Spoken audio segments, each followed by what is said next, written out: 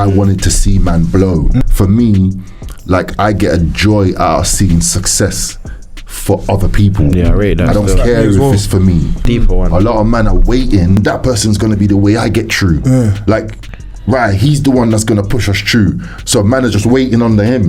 Not realizing God's giving you a purpose. Therapy just helps you identify things within yourself. Really and truly, I think it helps you have a better understanding of who you are and what you're going through. You said that you was getting involved in music back in like 2010. Yeah, and then you got sectioned. So what led up to the point where you actually got sectioned? What happened? You see, sometimes in life, you can be going through like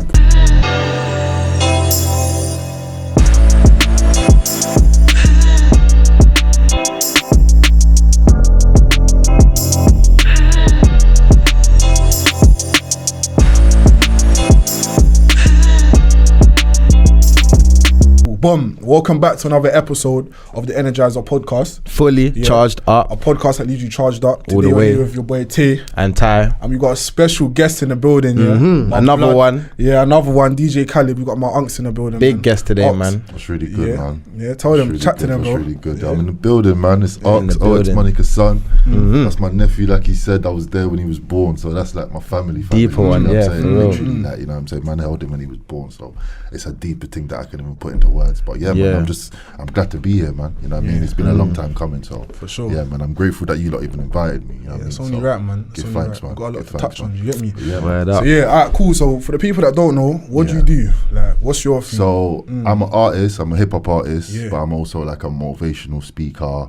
I do talks on mental health, like I'm a mental health advocate. I talk about youth violence. So I've done talks at like Chelsea Football Club for Hammersmith and Fulham Council.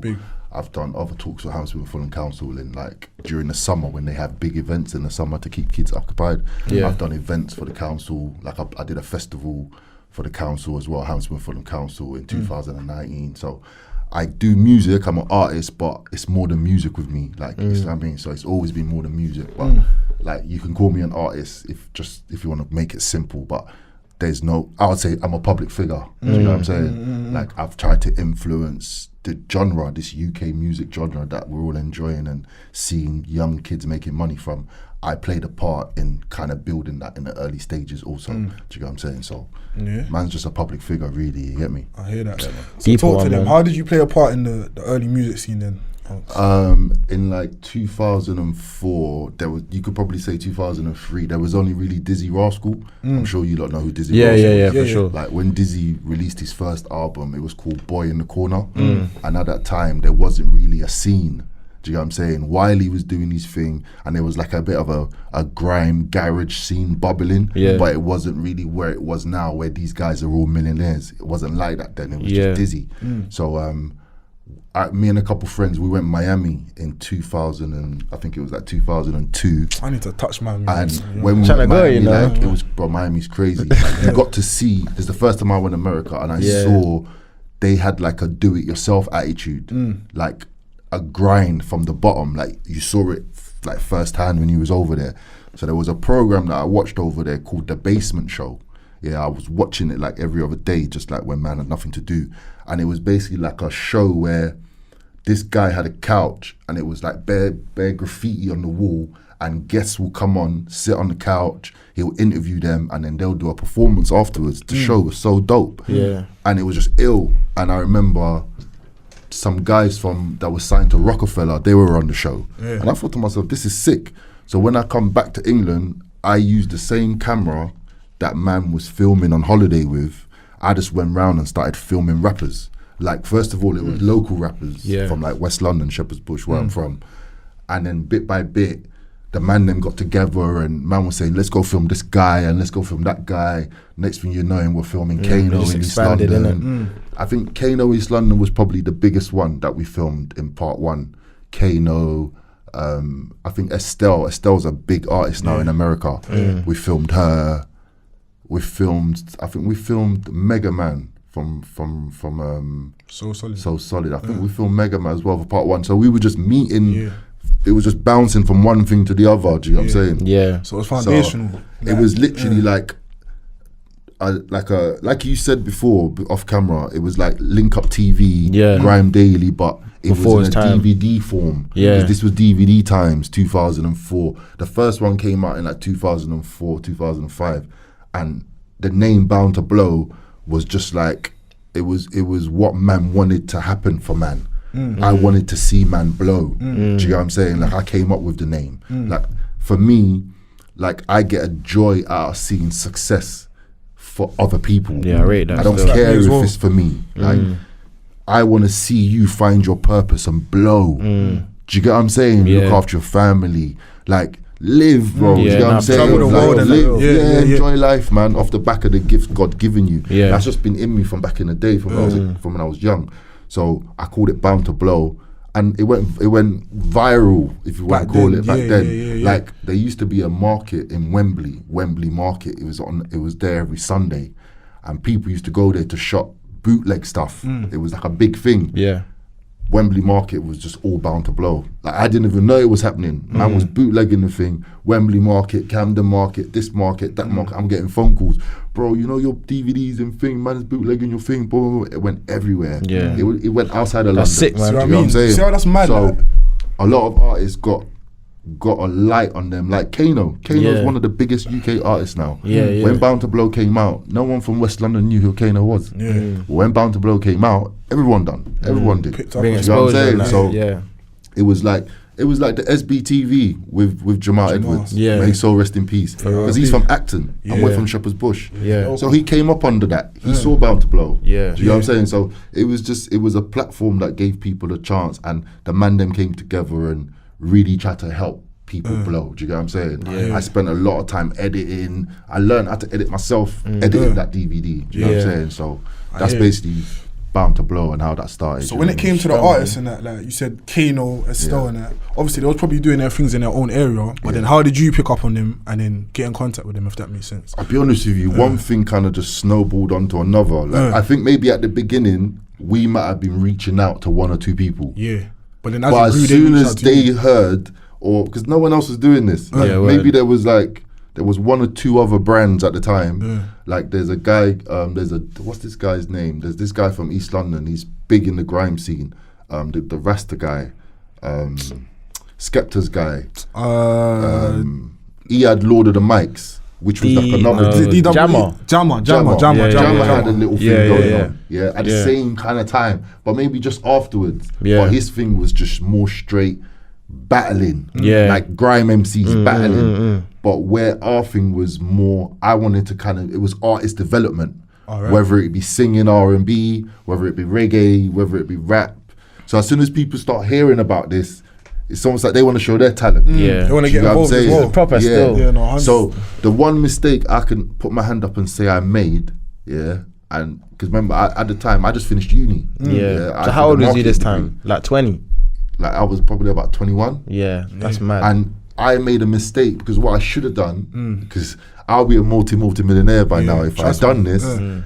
We never charged the artists Right. to come on. So in America, all these DVDs, the Come Up DVD, Smack DVD, all these DVDs in America, Yeah, you're charging and all them just these to come on guys, the they used to platform. charge the artists to come on. It's But like we now with the gave link up artists- TVs and that as well. Basically, Yeah, you got to pay we to gave come the on that artists channel. that shine, but it was just boom off the back of their talent. Yeah. Do you get what I'm saying? Like, right. So So would you ever think about starting Deeper that back one, up man. again? Bound to Blow. I did Bound to Blow Volume 3 in 2013. Yeah, because there were only 2 volumes came out before what happened to me. So I did Volume 3 in 2013 just by myself, because everybody goes separate ways once the dream's over. Does their Yeah. own thing. So all the man them, like everybody, I'm not saying they didn't believe in it no more, but I realized it was my dream. They moved on in Sure, their life. sure. Bound to Blow's still alive. Yeah, It's still yeah. alive. There's like I was in a gym about 3 years ago.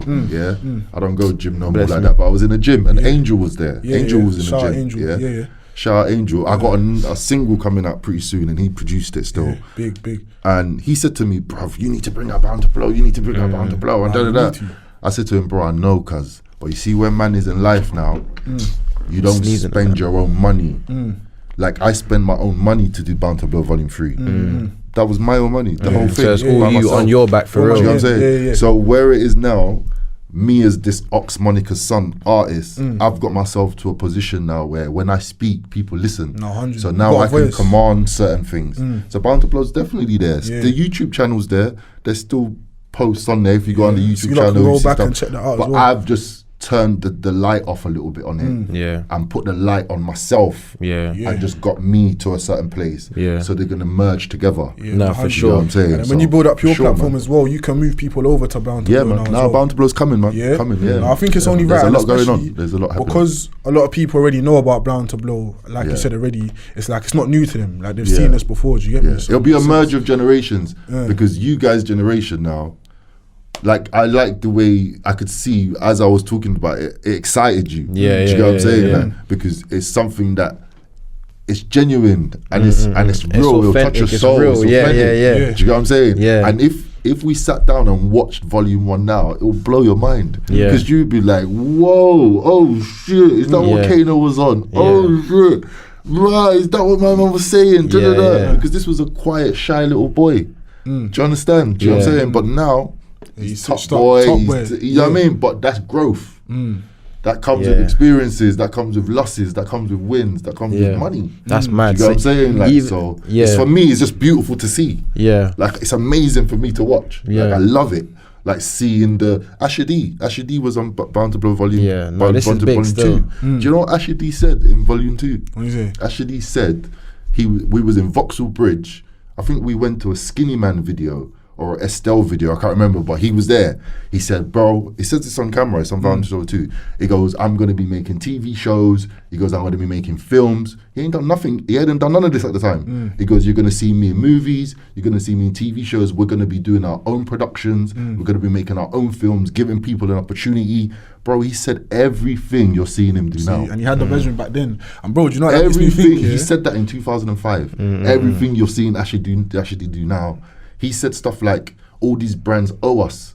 Nike, all of them, they owe us. They should be giving us money. Da, da, da, and they are. Nah, He it's said that real. You know what makes me think of? Like, Strong, man. we're at that same position that Ashley was them times back there. Do you get me? Where we were saying, all right, cool, couple of years, watch where we're gonna go. We're gonna be clear whether it's trendsetter or with the podcast. You get me? Nah, for sure. It's not still. It's deep, and even the thing that's standing out to me is like the importance of documenting the process. Like you was obviously doing it for a deeper cause because I'm getting excited because I'm hearing that it's your purpose. You like helping people and providing them with opportunities, which is amazing, yeah.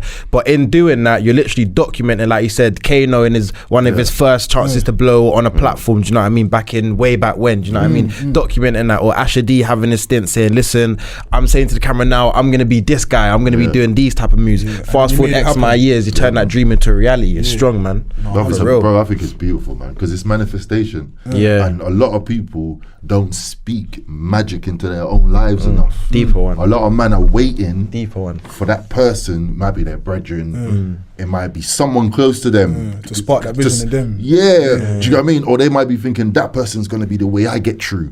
Like, right, he's the one that's going to push us through. So man is just waiting on him, Yeah, not no, but it's on realizing you. God's giving you a purpose. Like, I'll give you this. Estelle said this, man. Estelle's a little G still. That girl's a G. She said to man, she said, this is like back in the day, she said, why is that rapper, bruh, got 10 man round him and none of them know how to hold a camera?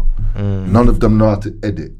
None of them know how to do PR. None of them know how to structure an interview. That's deep, you know. Yeah. But you lot are rolling around with this bread every day, spending money, smoking weed, doing whatever. Leeching off it. But you're not you're not even trying to add no value. Do you know what I'm saying? Job Like, roles and there like that you can pick up and help your brethren as well. so it's crazy, bro. Like it's there's but I'm glad to see how the scene's gone, because it seems as if people are actually feeding their families and they're gaining Man are wealth, eating from you know. 100%. So, yeah, man. 100. Scene's in a healthy place, man. Yeah, for sure. Alright, cool. So that's Bound to Blow side. Yeah. Let's talk about Ox Monica's son music side now. Yeah. What made you originally get started with music? Like, what was your main passion? I'll be honest with you, with the music thing, because imagine I'm doing Bound to Blow all that time. Yeah. And I never once filmed myself. Yeah. I never So was you filmed doing me. music before Bound to Blow? Or was that No. after? Okay, so it No. was after, yeah? Yeah, Alright, this is all after. This is the first time I ever went in a studio was like, I think around 2010. Alright. The first time I ever put a headphone on Yeah. to say, oh, I'm going to record was 2010.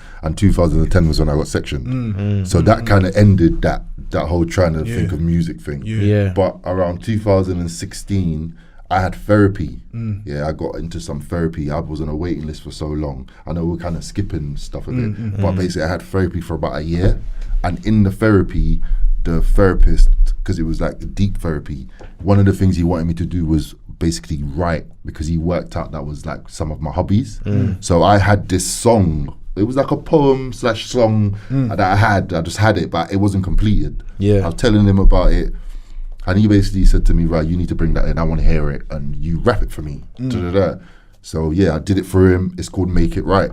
And the dude lost it. He went nuts. And literally, I recorded that song and released it as a single. And yeah, it was Monica's son, Monica's son, because my mum's name is Monica, obviously, but I didn't know my mum growing up. I never grew up with her. I was born in Nigeria, but I came here as a kid. But my mum never raised me from Nigeria. So I met my mum in I think 2009, a year before I got sectioned. And this was just a dedication to her.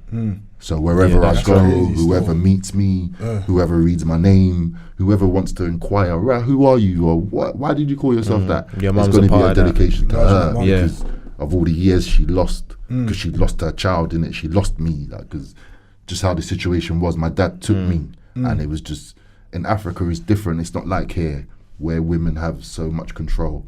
So my dad was the man in position. He had money, So he and made he was the move. able to make moves. So he took the kids when him and my mum separated. Do you get what I'm saying? And I was just a baby then, you know. You know what I'm saying? So then what was it like growing up with deep, your man. mum there in the household? So you're growing up with your pops. Yeah. So what was it like when, because Back you know what it's then- like mummy shows the more loving side naturally, you Yeah. understand what I mean? And your dad shows the more tough love side. So how was it not having that mummy's love there? Fam, man will try man's hardest not to start crying, everybody. Yeah. But it was tough, cuz especially in retrospect, and especially after going through that therapy thing. Yeah. Because you see, after the therapy thing, it was like a year. Like I said, this guy wrote a report.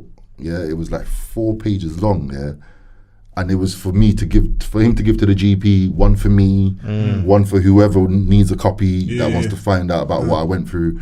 And when I read it, right, it blew my mind, cuz it was like, it was a perspective of this Northern Irish man who's a psychologist, and this is what he thinks of what's happened to me. And it was deep, because my life's just been no love. Do you know what I'm saying? Because I was the last of my mum's children, the last of my dad's children, until we found out he's got another son. But there was no time for me, like in terms of my mum's not there. That's the person that gives the love, like you said. My dad was always in England, Nigeria, in England. He was always working. So I'm just there with all these sisters and a couple bad boy older brothers that are never there. So it was my friends. My friends was where my love was at. Like I had these 4 best friends in Nigeria. And that's where my love was at. So it was just lacking a lot of love, to answer your question. But my dad was my mum and dad, if that makes sense. Because he told me stuff maybe that a woman would have told me about making sure I know how to cook and making sure I know how to look after myself and not depending on a woman. And certain things that maybe a woman might have told you. Do you get what I'm saying? So, and he always made sure food was on the table. He always cooked. Do you get what I'm saying? He showed man so much game, but at the same time it was tough. Because it was tough love. Do you get what I'm saying? And there's only so much that you can teach. Obviously, where he's a man, you don't know what it's like to actually live as a woman. There's no hugs. There's no, like I said, it's in retrospect. When you're there doing it, that's just life. It's just it's more lonely normal, than innit? anything. It was kind of lonely, if more than anything. But in retrospect, it was just lacking love, because my dad don't come from this culture. So it's not even as if it was like man them like me who used my dad. It's like my dad's this African man that came from the village in Africa, in Nigeria, and went to the big city in Nigeria and made it, and was able to bring his kids to England. Do you get what I'm saying? So he's still got that thing in him. Because he's from back home. He's only one step away from village. Do you get what I'm saying? He might have lived, that's his roots, innit? Yeah, he lived city life, but his foundation is the same you traits got to and do it this way. Yeah. Do you get what I'm saying? For example, I'll give you a simple example. My dad would give me a stern look. Don't matter how old I was. I could have been 20. I could have been 7. I could have been 5. I could have been 30. If I gave him something with my left hand. If my dad asked me for something and I gave it to him with my left hand like that, my dad wouldn't take it. He'll look at me because I'm meant to give it to him with my right hand because that's our culture. Swear down. Do you understand? Okay. I'm not meant to give you something with my left hand. That's a disrespect. Do you get what I'm saying? I'm not meant to take money from you with my left hand. Do you get what I'm saying? It's just a cultural thing. Do you get what I'm saying? Morals so simple little things like that was drilled in man, but drilled in man in a way where it's like, oh Lord, you feel me? So no, that's hard though. But I feel like because you've gone through a mad, like your life story, it's crazy. You've gone through mad ups and downs. It's a movie. Nah, it could actually be a movie. It's a movie. It could actually be a movie. But the fact that you're here now, you're doing music, and then you're also inspiring and motivating people as well. It's sick because there's a lot of men that could go through the same situations you went through and be down and out right now. Do you get me? So the fact that you're here still motivating other people, even though you went through the mad thing, it's hard still. Nah, I give thanks, man. Thank you, man. I give thanks. Do you get me? For real. Even with what you were saying as well, like again, I'm just listening to your story and stuff like that. It's deep, man, and it's good to see that regardless of the trials and tribulations you went through, like you said, your life could have been a movie, literally. Your purpose is higher to the point where you still want to give back and help people on the back end. So you've been through the therapy, you've been through all of these important stages and pillars in your life, but you still want to go through that. You've been through that, and then looking back in hindsight, you want to be like, cool, I've went through X, but I want to give Y to other people to kind of better lives other than my own. Do you know what I mean? So it's deep, man, and I commend you for that as well. Thank you. Strong. Alright, then cool. So therapy now as well, because I ain't never done therapy before in my life, but I know that you're currently going through that, and you've done therapy as well. Do you get me? So what do you feel like the benefits of therapy is? For me personally, I learned so much that I wasn't taught before. So I learned things about myself that I should have known already. But the system that we live in, like the school system, just how life is structured, you don't learn certain things until it's do or die time. Do you get what I'm saying? Like there's some things, there's certain information. So I did a 9-week pain management course, because I had a backup. I've had so many operations, but I had a disc taken out my back in 2016. A disc taken out my lower right back. And before it, I had this pain management course, and I learned stuff in that pain management course that I should have learned in school. Like there's things I could tell you now about when you're in pain certain times, why.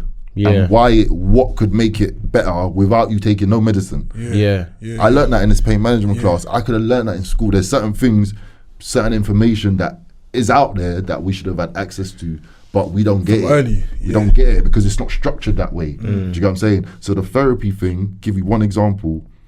I understood through therapy that it's okay to be sad. It's okay to be happy. It's okay to feel all these emotions, anger. Certain times you might be angry, and then you get angry with yourself for being angry. All the time. Or you might be down. You might be feeling a little low. You get frustrated at yourself.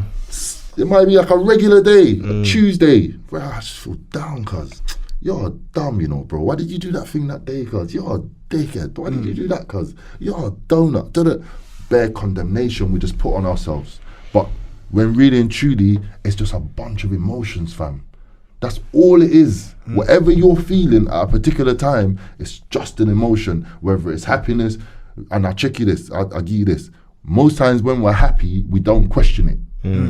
When we're gassed and we're happy, we don't say, right, why am I so happy? Because we know why. This has happened or that's happened. And then that happiness just comes, we feel it, it goes. But certain times when we're feeling these other emotions, like the anger or all the sadness, you sit there and you question, we why am I hold feeling on like to this?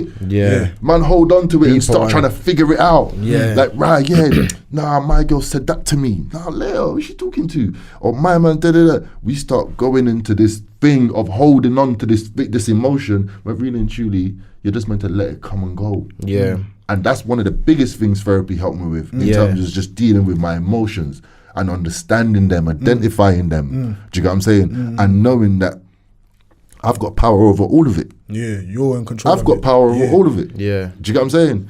I've got power over if I want to have an argument with you. Like, if me and you are arguing, I have to be in it too. I could just shut my mouth and let you just keep on shouting. Eventually, you're going to have enough. Do you get what I'm saying? Or you might hit me, or something's going to happen, innit? Do you get what I'm saying? But I've got a choice of saying, you know what, I'm not even involved in this.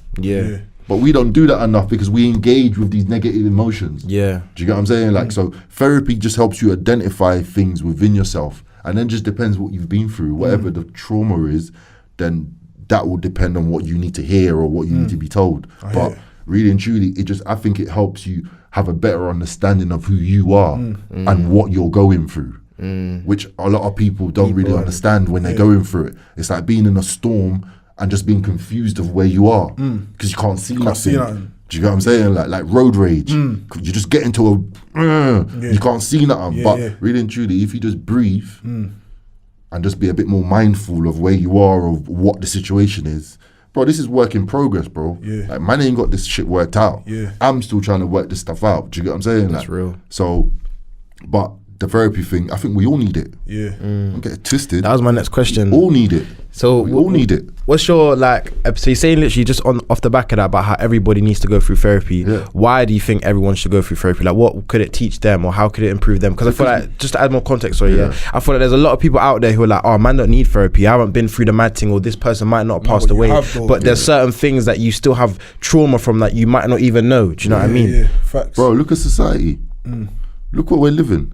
Look at what's governing this thing that we're calling life. We're living in England. Look what's governing it. Like, if you actually watch the news, it's a madness. Like, if you really watch it and analyze what's going on, the lockdown and what's been happening and where people have been pushed to, bro, people can't even feed themselves. Like, people are struggling to literally put food in their bellies. Do you get what I'm saying? You've got mums out here with their children, and their children are the one bringing money in.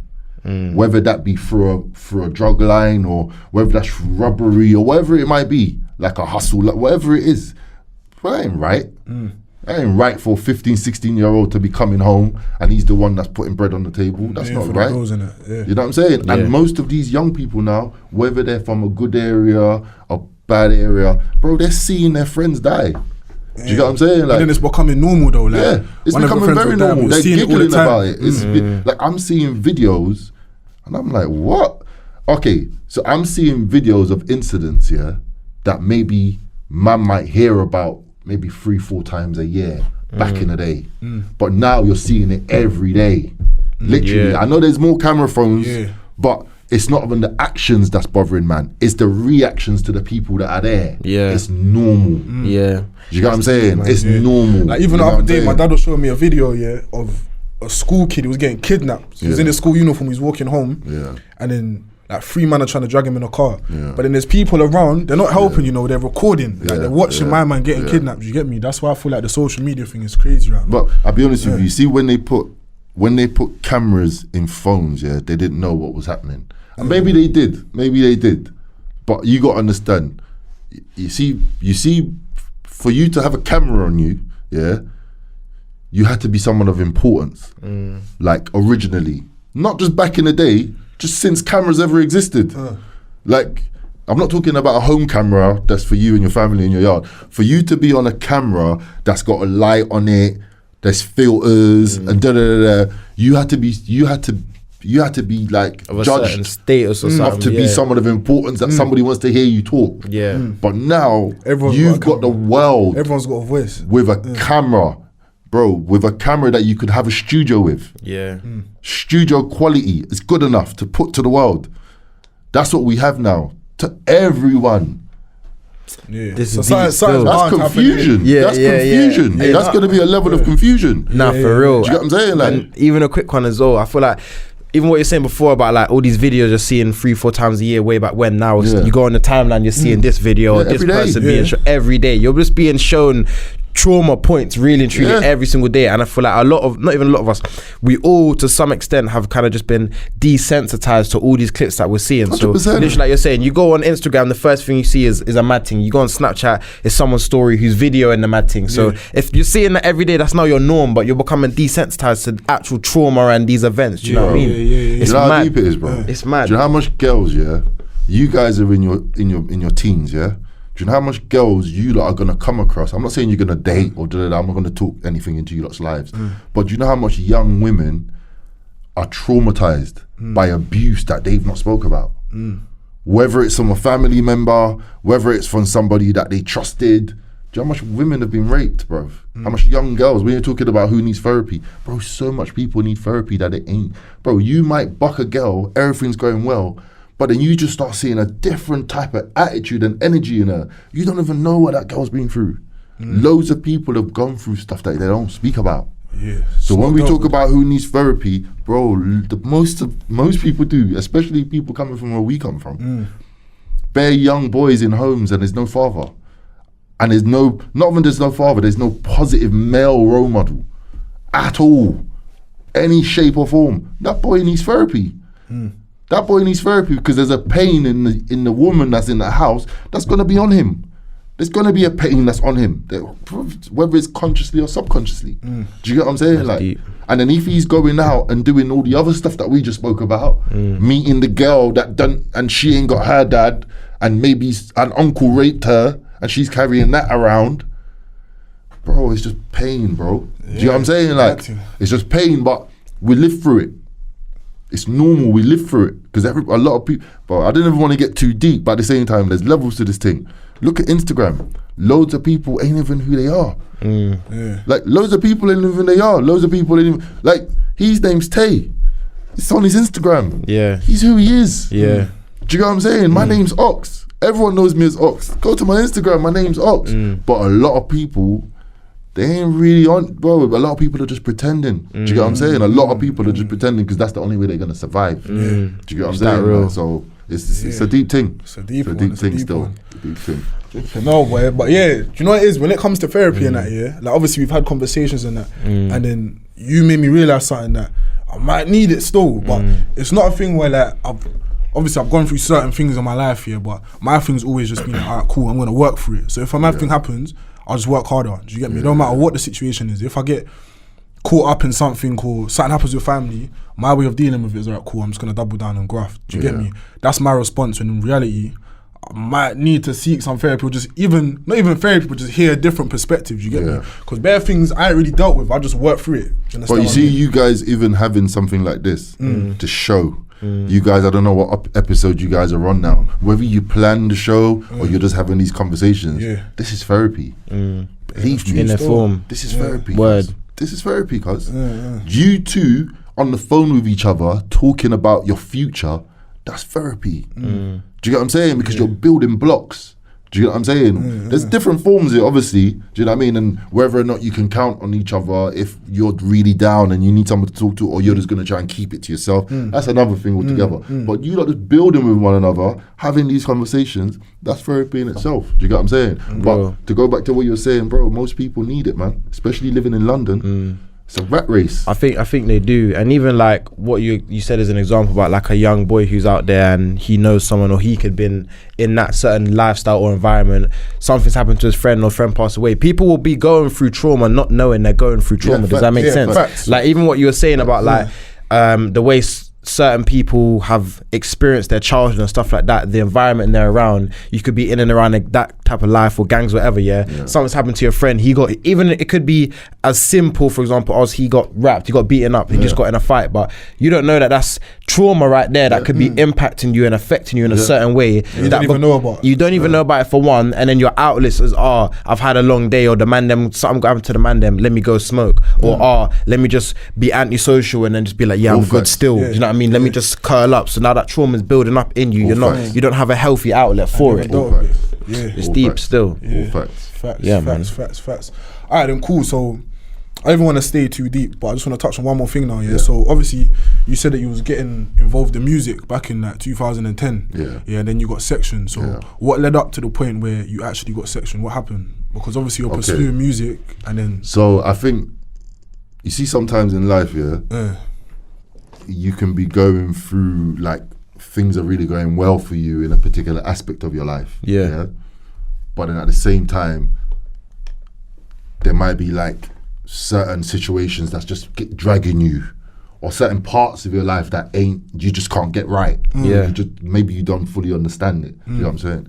So 2010, around that time, is the first time I've, like I said, recorded music.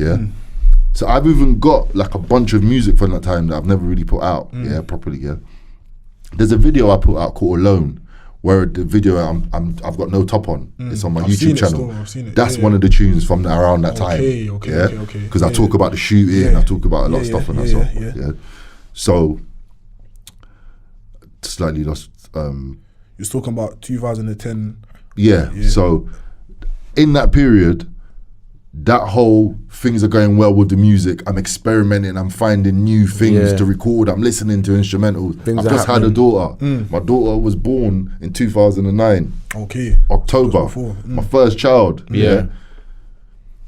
Obviously, me and the mum were together. We're living together. But there's aspects of that relationship that I'm starting to not be sure about. Do you know what I'm saying? Like, the more I'm getting to know who I am, I'm seeing things and I'm thinking, like, you live with someone, you're gonna see a different side of them that you've never really seen before. Do you know what I'm saying? 100. My dad always told me, maybe no one's ever told you guys this, my dad always told me, be careful about moving into a woman's property. Yeah, my dad said the same thing. My dad always told me that. He never really told me why or tried to give me this reason or that reason, but he just always told me be careful. Have your own spot. Yeah. So moving in with, after Inja was born and we moved in, it was a property that was under Inja's her mum's name, and it was her property. Do you get what I'm saying? So there was things about her that changed. I think she even admitted it and apologized to me and said, yeah, when we moved in, I know us, because through the whole pregnancy, she stayed with me at my dad's house. Okay. So obviously that maybe you're almost feeling as if someone's taking you in. So the dynamic's different. Everything kind of changed a little bit. Okay. Yeah. So, like I said, the music thing's going well. That was starting to be a little bit of a, I just wasn't really understanding what was happening with it. My dad was ill, because 2009, I was meant to take my dad home. That's why I went to Nigeria. We was meant to take him home to get some sun, to go home and just be home again, because I could tell he was missing home. You get what I'm saying? Yeah. The last minute, my dad changed his mind. I'd already bought my ticket. I'd already taken time off work. I had a job at the time. I'd taken time off work. My brother was meant to come. I got one older brother in this country. He was meant to come. He changed his mind last minute. So I ended up going by myself. So that's when I met my mum. So I've met my mum for the first time in 2009. That's crazy. How old was you then? I was around about 28. Wow. And I've met my little brother for the first time. I've got a little brother that my dad's had. And I'm meeting him for the first time. So the holiday wasn't really a holiday. It was just, remember I told you I had some best friends when I was little. I found 3 of them. So loads of stuff happened. Memories are just coming back now. Loads of things happened. Quite important things as well. Bro, the holiday was deep. When I say it was deep, like, my older brother, may soul rest in peace, Henry, he died in 2020. My man broke down bawling, bro. Like, bawling. Like, I don't have a dad, I don't have a mama, I don't have nothing. Because he came to England with my mum and dad when he was young, but he was like a bad breed. So he was a terror in England. Like, he was a runaway, he used to do all types of shit, bro. So they sent him back to Nigeria. And never came back. So whereas all my other brothers and sisters, they were all born here, he weren't. So he almost feel like a black sheep type thing, like an outcast. I wasn't born here, but me and my dad were like that. Pops, me and my dad were like that. So wherever my dad I went, wherever he went. You know what I mean? So when my dad come to England, he's brought me. You know what I'm saying? So I think he felt a level of pain that I didn't even understand. Because when he was bawling, I'm saying to my little brother, what's wrong with this brat? But he's a big man talking about your dad. But now I get it in retrospect, because my dad died and he died. They died in the same year. Swear down. Yeah, my dad died and he died. Like, he died like maybe like months later. Do you know what I'm saying? Because they were tied in a way. Do you feel what I'm saying? They were connected. And when my dad went, he probably felt he couldn't really do nothing no more, because my dad was always carrying him. You feel what I'm saying? So that whole experience of seeing all that, and coming back to England, almost like 1 minute I was happy, next minute I was sad. It was like that all the time. This is what was happening, but all this is PTSD. But I didn't know that, because I didn't know I had PTSD. Do you know what I'm saying? From the shooting, because the shooting's 2006. I feel like before we need to go back to the shooting, just so that people can understand how we even got to this point. So then what happened in 2006 then? So okay, so I'm sectioned in 2010. But the first, so I wouldn't say it's the first real trauma, because I'm somebody that's All this is in retrospect. Yeah. But you lived. I've got abandonment issues. Yeah. That's what I suffer from. I suffer from abandonment issues. I learned that in therapy. Yeah. Not having a mum, not really having a dad that was there all the time, because my dad was always in England. He was always in England. He worked for an oil company, so he was busy. Do you get what I'm saying? All over the So place. I was either in school or I'm with my sisters or with my friends. Do you get what I'm saying? Like my dad would come, but it was a mad childhood. Do you get what I'm saying? In terms of love wise, Yeah. I was almost like I was just kind of just all over the place. Like, do you get what I'm saying? Like, so coming to this 2006 thing, it's like sometimes you do things for people, yeah, but you can't blame them when things go wrong.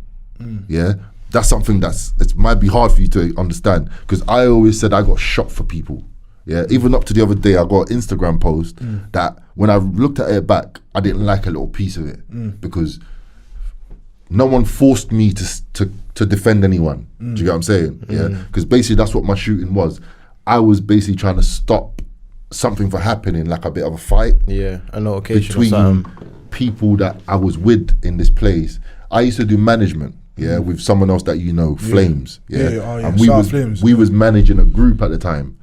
A group that kind of got birthed from the Bound to Blow thing. Yeah. Right. The group was called YBM, Young Blood Militia.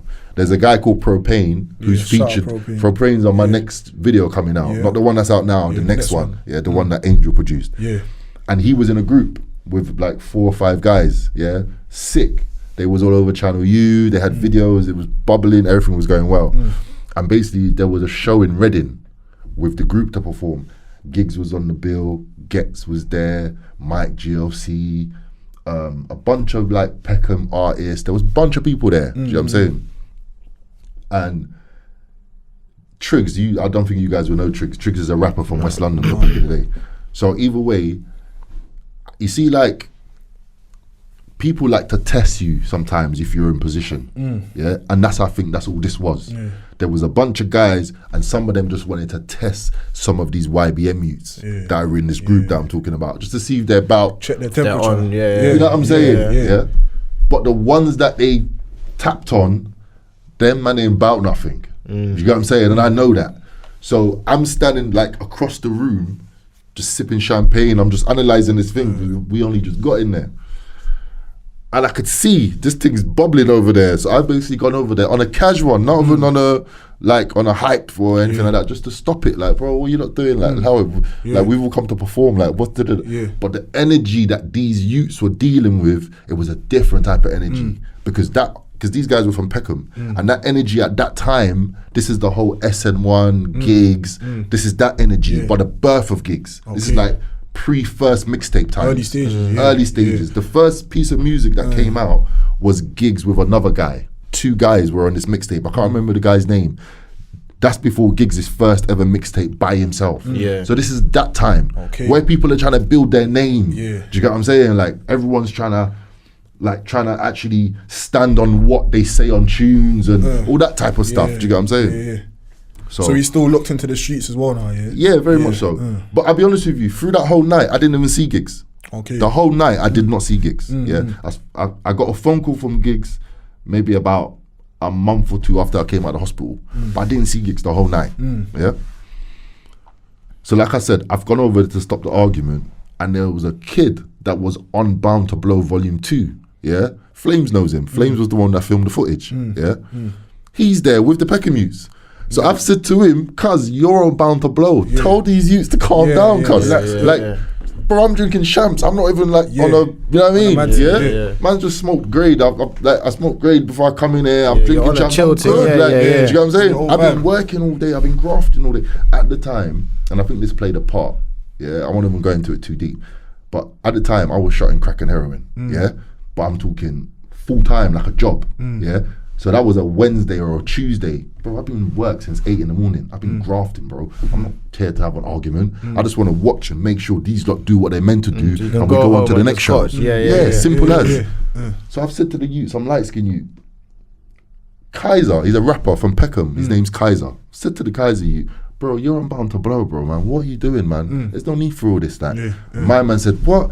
fuck, bound to blow, and you see when he did that, I think that's what burned me. Yeah. When I think back, because why did I get so upset? Yeah. I think that's what upset, man. Yeah. Because bro, I edited you. Yeah, I'm giving you a platform. Bro, when you're doing this for free as well, like I edited you, bro. Yeah. I've watched you bar after bar. I've edited you. I've put transitions and put fades. You that's saying this. Yeah. So I think a part of me just went, what? I said to him, really, cuz? I said, are you like, and that it just went into something else. Yeah. But as that was bubbling, this other youth turned in, just come along, and he was actually the trigger youth. Yeah. And then it turned into an argument between me and him. Yeah. That argument ended up turning into a fight. But bro, it wasn't even a fight. Man just breezed these youths up quickly. Yeah. That's how it felt like. Yeah. And they left. They've all left. A bunch of guys, they've all left. Cut a long story short, the youths come back into the club a good maybe 10 minutes later while I'm trying to get these lot ready to do their performance. And it's turned into me and him having a bit of like a tussle type thing. Because he's walked into a room, this is mad. He's walked into a room. Imagine we were in a room like this, and these doors are swinging doors. These doors are in the studio. He's walked through these swinging doors by himself, and there's maybe about 7 people in the room. Mike Josie's in the room, the whole group, YBM in the room, everyone's in the room. And he's just coming by himself. And I thought to myself, I was probably one of the closest to him. Yeah. And I thought to myself, nah, this youth's got something on him. He's disused. He's definitely different energy. And he done the whole, done the whole, what's man saying now, innit? What's man saying now, innit? And you're looking at me. So I've just tried to move to him before anything happens, because you're not pulling nothing out in here. It's a room. If anything goes on in here, it's gonna go down in it. So I've just tried to get to him, but I just never got to him in time. It turned into a tussle, and just shots just rang off. Do you get what I'm saying? Next thing you know, I'm literally on the floor, and there's just blood everywhere, bro. You know what I'm saying? Literally just blood everywhere. And I remember, look, that's another thing. You see, before we spoke about these phones. I told man this, you see, if it was now, I would have been dead. That's what I'm see saying. The way Takeoff is dead. Bro, I would have been dead, because everybody, like he said, would have had their phone out. But you know what happened? Everybody was taking off jackets. I'm lying on the floor like this because I'm still awake. I'm lying on the floor. I'm just in mad pain. I'm seeing everybody taking off jackets. I'm hearing bare Reading accents because it was in Reading. I'm here. I can't do Reading accents, but they're taking off jackets, and they're all plugging where most of the blood's coming out of, which was in my shoulder here. Do you know what I'm saying? But in them doing that, they actually caused a blood clot in my shoulder, which needed an operation. I needed another operation for it later on, but they saved my life by doing that. You feel what I'm saying? But if any one of them had a phone and it was all phones, I would have bled to death right there on the floor. Do you get what I'm saying? Because my heart stopped. They had to actually resuscitate me. So I was that close. Do you get what I'm saying? Like, to being out of there. You feel what I'm saying? Like, I literally remember like bare clouds. I remember it. I remember clouds. I remember bare high-rise buildings, and and there was no pain. And then I remember just being on a gurney, but the gurney's sitting up like that. And I'm being pushed like outside of this club, and there's just bare people. Like, can you imagine? I'm being pushed out of this club. People probably thought this dude is dead. Everyone's watching and you. Bare people was just there, but there wasn't one person with a camera phone. Do you get what I'm saying? That's crazy still. And if there was, believe me, I wouldn't be here doing this interview with you lot. You feel me? So that trauma buried itself in me, because I never really recovered. Like, where we come from. But I spent 6 months in South London. Like, imagine, the bro who shot me is from Peckham. My sister lives in Lewisham. You know, Lewisham and Peckham are like next door. Bro, I was 6 months in Lewisham after I got shot. So I was in the hospital for maybe 2 months or a month and a bit. And then I had to go back in the hospital again for maybe 3 weeks. But I was in Lewisham. So even that, how are you feeling that now you're in Lewisham? You're bro, I went Lewisham. Bro, I remember, bro, you can't stay in the house all day. First of all, I couldn't really do much because of all the surgery and whatever. But a little while into it, I'm all going Lewisham Market, Lewisham Mall. There's a big mall in Lewisham. Like, I've got to come out. You can't be trapped up in it. Doing all that, it's like you don't even know what you're doing, really. Bro, do you know the real shit I did? I remember like maybe like 2000 and remember I got shot 2006. Sometimes you got to do things to kind of show yourself who you are type thing. Yeah. Some of them are silly. 2000 and I think it was like 2007, 2008. I remember I was dating this girl, Peaches, from Peckham. And I remember being at Peaches' house and I woke up early in the morning one day and I went McDonald's. Yeah. In Peckham, McDonald's. The McDonald's is on the corner on the top of Peckham High Street. Yeah. And I just went there and I sat down and I ate the food. They defeated me. Yeah, just for me, just to know that I'm still setting your own mental goals, innit? Yeah. Do you know what I'm saying? That reminds me of 50 Cent. So you see when he gets shot, or when he got shot like 9 times, something crazy, but he got shot outside his grandma's house. Do you get me? So that's on his block. He can't move from his block now. Do you get me? And then naturally, when you get shot, you're not gonna want to go back into the same environment that you're in. Do you get me? But what he done, similar to you, is like, alright, cool. I'm not leaving this block. This is my block. I'm gonna do drugs on the same road that I got shot. Do you get me? And it's the same reason that you said. It's just like, I just needed to prove to yourself. Why was she from Peckham? Because Peaches could have lived anywhere.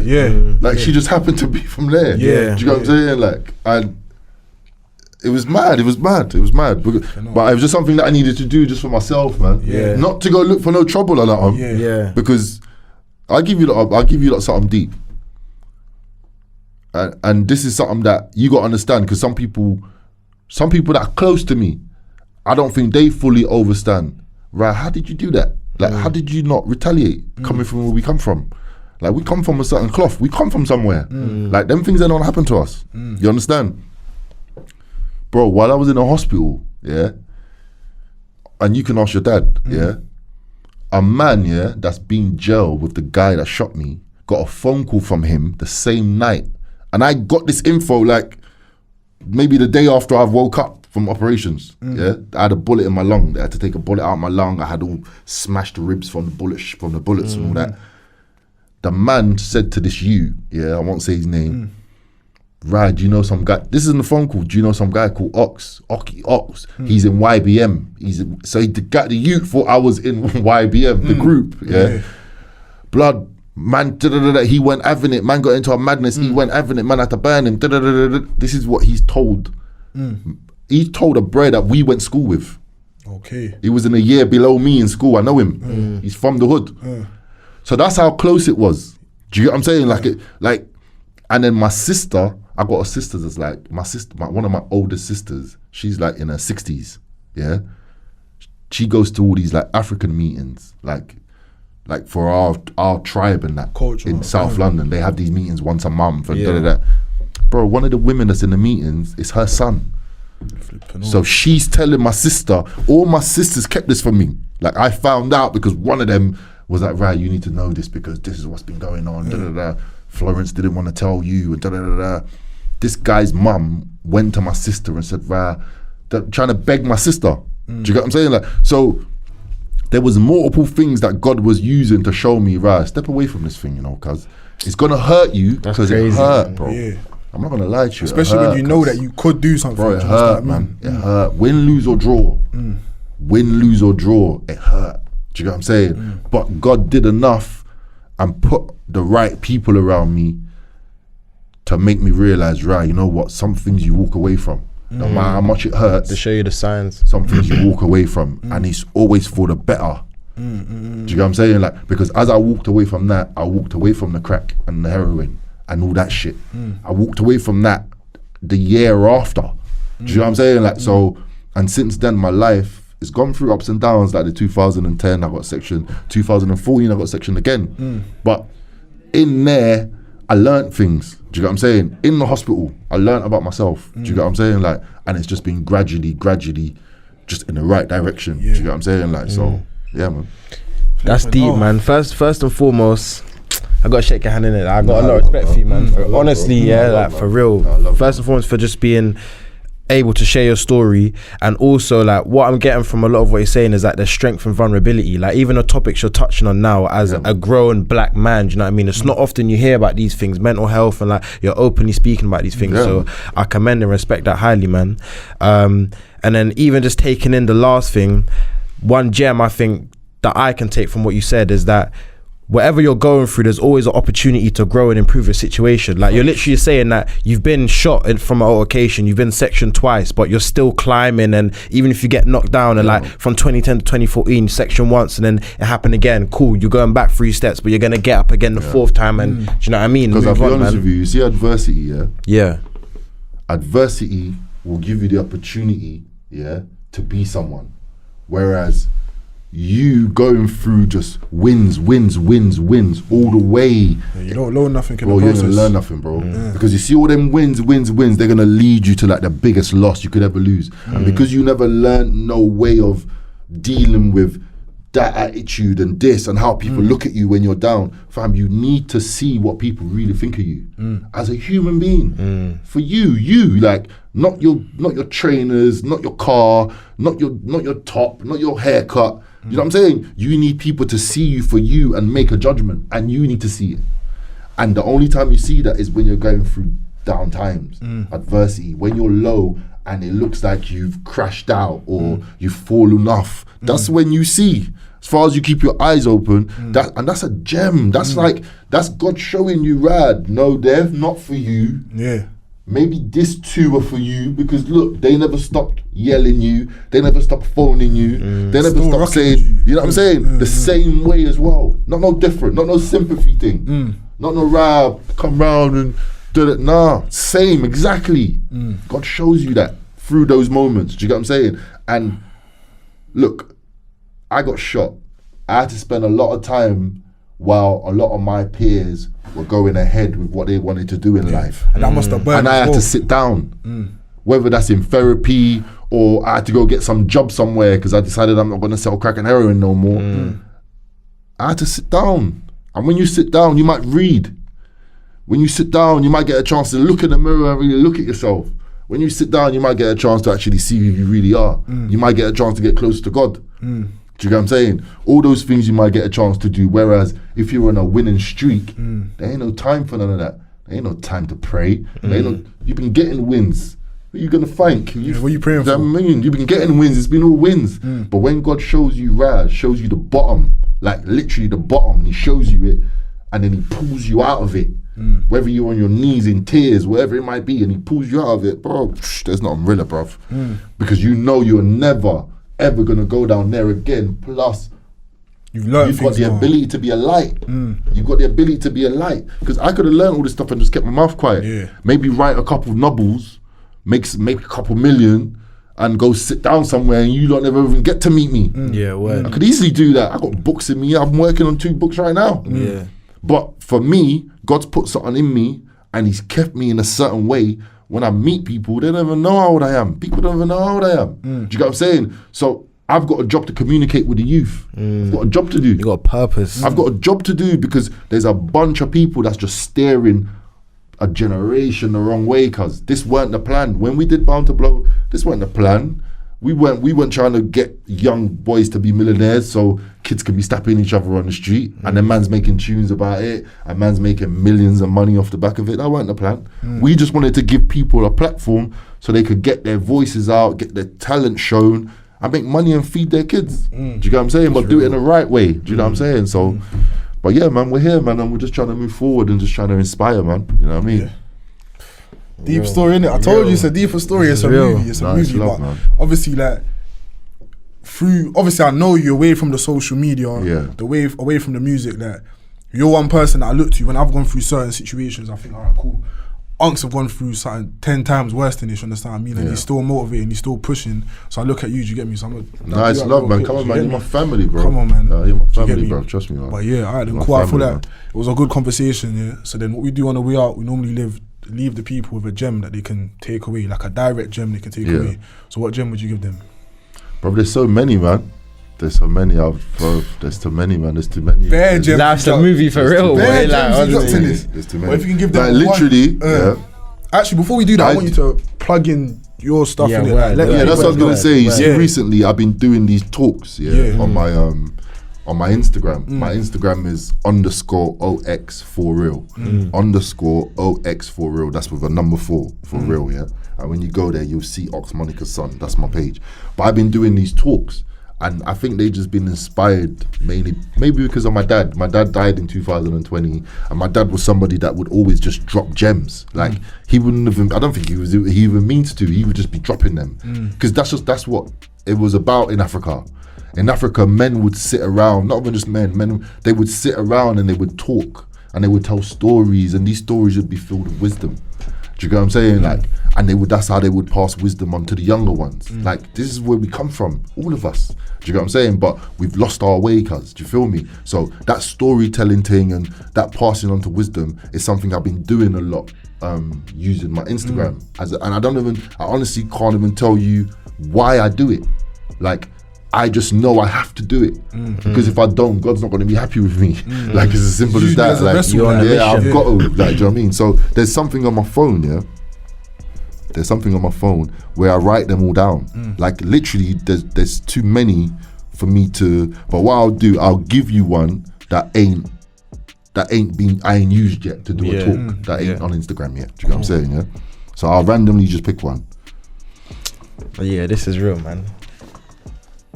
Okay, so this goes perfect with what we've been speaking about, yeah? And I ain't done this one yet, yeah? It says, I had to unlearn so much of what this system tried to put in me, yeah? So the meaning of that is, like I said to you, I got shot, yeah? And growing up in the 90s, all the music that we listened to, everything our elders told us, everything that we were told full stop by this culture was an eye for an eye. If man touch you later, you're biting that hand off. Do you get what I'm saying? Like, so for me not to retaliate and go look for the shoe, win, lose or draw, yeah, it doesn't matter what had happened. But for me not to go look and say, right, no, I'm not having it. For me to find a way to process that pain and get rid of it, and not even get rid of it, to live with it, I had to do that. I had to get rid of a lot of what this thing taught me. Because every rap song, Hit 'em Up, Tupac, whatever it is, that's what we grew up on. It's eye for eye. You get touched, you touch back. Do you get what I'm saying? But what man don't understand, and if you really analyze them old school gangster Italian movies and all these type of movies, it's not every time man touched that man retaliated. Do you understand? It wasn't every time. Because man need to know how to move. Do you get what I'm saying? And a lot of that is down to discernment and just following your gut. And a lot of men are scared to follow their gut because they're gonna feel embarrassed by what man say or how it makes them look. Do you know what I'm saying? So the one thing I could tell you is believe in yourself and follow your gut, because your gut will never lie to you. Deeper one. Never. It will never lie to you. Your gut will tell you what it is, and sometimes your mind will play tricks on you. If you get that first decision, you get it and you make that decision, act on it.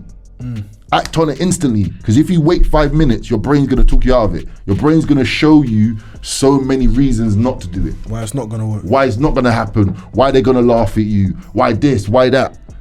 And when you go to my Instagram, one of the last things I've talked about and the talk I've done is about doubt. Don't let doubt take you off your path. We've all got purpose. And most people let doubt take them off their path. And they end up working in Tesco at 60 years old. That went for none of us. We're just making people money, other people money. Do you get what I'm saying? So that first one and the doubt one, don't let doubt take you off where you're meant to head. Do you get what I'm saying? Like, and I leave it with that still. Yeah, strong. That was a deep one still. That was a deep one. I like that one. Don't let doubt take. What was it again? Don't let doubt take you off the path you're meant to be on. Because you'll be on a path, but the path you're meant to be on. Because that's within you.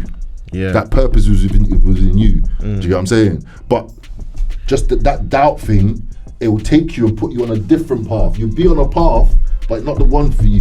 Do you get what I'm saying? Like, you'll be on a. I think there's a film called 6 Degrees of Separation. You'll just be on a different path to what you're meant to be. That path ain't for you. Yeah. And that path ain't favored. That ain't your calling. It's not favored. Do you get what I'm saying? Like, so you won't find no favor there. It'll be pillar to post. It'll be dating websites. And 1 minute you've got this girlfriend, then she's cheating on you, then it's this, and it'll just be trash. Do you get what I'm saying? It'll be pillar to post. Do you know what I mean? But once you stay on your path and find your purpose, which is all about finding, it's all within self, well, you'll be on path, man. But sometimes it's hard at the beginning. But as far as you stick with it, you'll get there. Do you know what I'm saying? Deep Real, one. man. What about you, my guy? Mine would be adversity builds character. I was thinking, like I said, just hearing about your story and the things you've been through and your words and your wisdom. I think the biggest thing that stands out to me is that you're now such a multifaceted individual who's doing the talks, doing all these amazing things. You've got your music, from the Bounce Block, all these different things you're doing. Yeah. It's because, and that all stems from the different trials and tribulations that life has put you through. I'm a big believer, regardless of my God spirituality stuff, God gives us toughest challenges to his strongest soldiers, and you are literally the biggest testament of that from your story. Facts. So I would just say that short and simple, adversity builds character, man. Amen, man. Facts. What I say, what I leave them with, I'd say, when you can't stay motivated, stay consistent. Do you get me? Thanks, now, motivation is gonna swindle. There's gonna be certain times you're not motivated to do certain things, but if you stay consistent like you've done, you're gonna find the glory in what you're doing, if that makes sense. That's a fact, man. That's a fact. Just stay consistent. Like to link to that, stay consistent. It's a routine, and this is one I'll give them. Your routine is your root in, If you check it, they're spelt very similarly, God gave me that one a couple years ago. Your routine will be your root in. And when you really check it, the word that they've spelt, routine, is come from root in. Because you check the spelling of root in, like your root into something. My root into the success in that will come from my routine. Do you get what I'm saying? Nah, that's deep. Because if I'm putting in that work in every day, if I've got a set routine, I'm gonna do this Monday, Tuesday, boom. That can only lead me to success. It can 100%. I can't fail. You get what I'm saying? I might have some tough times, but I can't fail because I'm working within a routine. You know what I mean? So your routine is your root in. You know what I mean? So man. That's stuff all coming through, man. Nah, man, it's love, man. Every time, real, man. Every time, man.